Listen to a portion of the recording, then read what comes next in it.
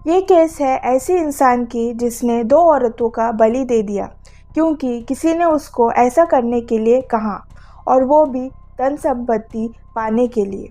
Welcome to crime stories. ये case है Pathanamthitta Kerala district की, जहां बगावल सिंह और उनकी पत्नी लैला ने किसी और के कहने पर ये जुर्म को अंजाम दिया। आइए इन दोनों के बारे में कुछ जान लेते हैं। बगावल सिंह अपने पत्नी लैला के साथ एक मसाज सेंटर चलाते थे इलंतूर में। इनके दो प्यारे प्यारे बच्चे भी थे और ये एक जानी मानी इज्जतदार परिवार हुआ करते थे। इसीलिए आसपास के लोगों को ये हजम नहीं हो रहा था कि इन्होंने ऐसा कुछ किया होगा। ये सब एक फ्रेंड रिक्वेस्ट पर स्टार्ट होता है।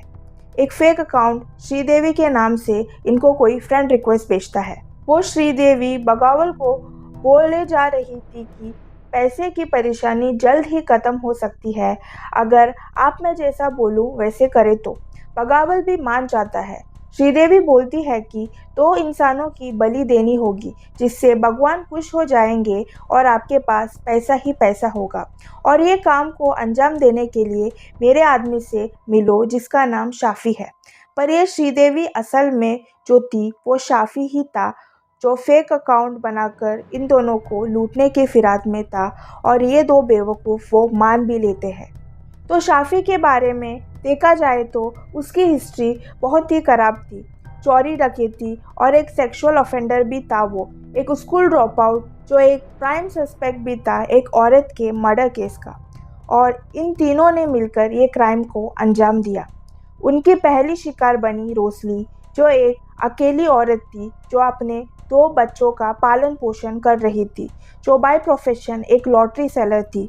शाफी उसके पास जाता है और फिल्म में रोल दिलवाने की बात करता है, जिसमें शाफी बोलता है कि वो इस रोल के लिए 10 लाख रुपए देगा। रोसली भी मान जाती है। रोसली को बगावल और लैला के घर ले जाया जाता है, जहां वो तीनों बलि के नाम पर रोसली का सर दर्द से अलग कर देता है। इसके लिए शाफी को 3 लाख रुपए की कमीशन भी मिली थी। जब रोसली मिसिंग हुई, बदकिस्मती से कोई मिसिंग कंप्लेंट फाइल नहीं की गई, इसीलिए पुलिस को भी कुछ नहीं पता चला। बगावल और लैला निराश हो चुके थे ये बलि देने के बाद, क्योंकि उनको कोई धन की प्राप्ति नहीं हुई थी। शाफी यहाँ नहीं रुकता। वो बोलता है कि एक का बलि देने से कुछ नहीं होगा, दूसरे का भी बलि देना होगा, तभी ही कुछ हो सकता है, और ये बेवकूफ़ लोग मान जाते हैं। बहुत दिनों बाद अगले शिकार बनती है पद्मम, जो एक तमिलनाडु की निवासी थी। उनकी उम्र लगभग 50 साल की थी और उनको भी मूवी के रोल देने के बहाने ये दरिंदे दबोच लेते हैं। पर जब पद्मम गायब हुई थी तो कुछ दिनों बाद पद्मम के बेटे सेल्वराज मिसिंग रिपोर्ट लिखवाते हैं पुलिस के पास। तो पुलिस बिना देर किए पद्मम के फ़ोन को ट्रैक करते हैं और लास्ट लोकेशन बगावल के घर के आसपास दिखा रही थी, जो 120 किलोमीटर दूर था पत्तनमतिट्टा में। मैं आपको बता दूं, पद्मम कोच्चि में रहती थी पर वो ओरिजिनली तमिलनाडु से बिलोंग करती थी। फिर उन तीनों को पुलिस गिरफ्तार कर लेती है और पूछताछ करने लगती है। पहले बगावल क्राइम कन्फेस कर लेता है, फिर जाकर पुलिस को ये पता चलता है कि उन्होंने रोसली के साथ भी ये पहले कर चुके हैं।